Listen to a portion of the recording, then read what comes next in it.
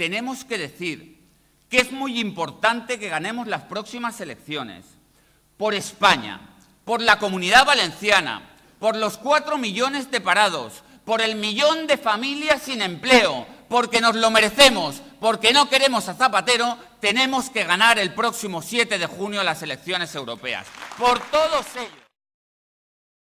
Y nosotros, los del Partido Popular, queremos que el pueblo hable una vez más y diga lo que siente y ponga su corazón en la urna y le diga a todo el mundo el camino que quiere seguir emprendiendo en el futuro.